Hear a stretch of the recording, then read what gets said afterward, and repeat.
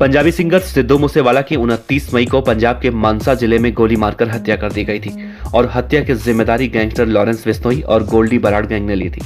इस हत्याकांड के बाद मानो पूरे देश में बवाल मचा हुआ है। पुलिस इस हत्याकांड के तार को जोड़ने के लिए दिन रात दबिश दे रही है, लेकिन अभी तक पुलिस के हाथ या तो कुछ सुराग नहीं लगा है या फिर पुलिस अभी कुछ और तलाश रही है।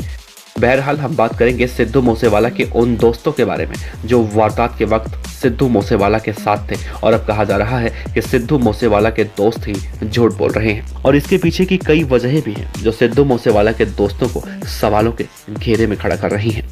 आप भी उन सवालों को ध्यान से देखिए और सुनिए जो अब चीख चीख कर सवाल पूछ रही हैं कि आखिर दोस्त ऐसा क्यों कह रहे हैं।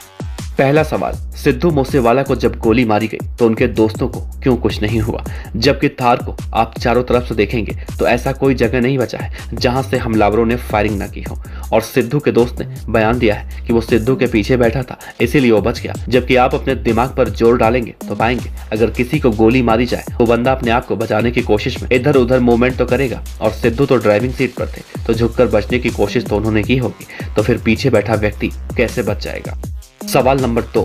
दोस्त के हिसाब से गोलियां सिद्धू ने भी चलाई थी, तो गोलियों के सेल बगल वाली सीट पर जहां वो दूसरा दोस्त बैठा था वहां पर कैसे पहुंचे, जबकि इसे सिद्धू के आसपास होने चाहिए थे।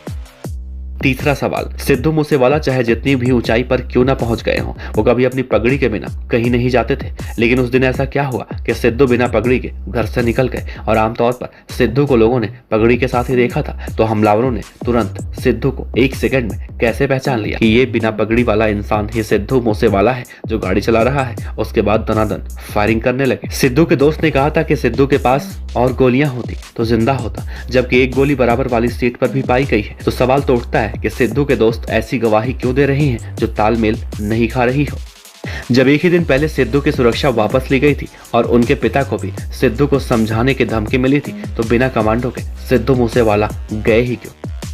सवाल नंबर 5, सिद्धू के दोस्त ने यह भी कहा था कि पहले पजेरो कार से जाने वाले थे लेकिन वो पंक्चर थी, जिसके बाद थार लेकर निकले, जबकि सिद्धू के पास बुलेट प्रूफ फॉर्च्यूनर कार भी खड़ी थी, लेकिन सिद्धू वो लेकर नहीं गए, जबकि सिद्धू को पता था कि पिछले 8 महीने से लगातार उन्हें धमकियां मिल रही हैं। सिद्धू के दोस्त इस वारदात में पूरी तरह से सुरक्षित हैं, ये बहुत अच्छी बात है, लेकिन यहाँ भी एक सवाल उठता है कि उन हमलावरों की अत्याधुनिक बंदूकों से निकली गोलियां लोहे की बनी गाड़ी को आर पार कर गई, तो ये दोनों कैसे बच गए। यही वो सवाल है जो अब लोग सोशल मीडिया पर दाग रहे हैं। हालांकि पुलिस भी इन सवालों पर अपनी निगाहें बनाए हुए है। आपको क्या लगता है, क्या सिद्धू के दोस्त वाकई में झूठ बोल रहे हैं? नीचे कमेंट बॉक्स में जवाब जरूर दीजिएगा।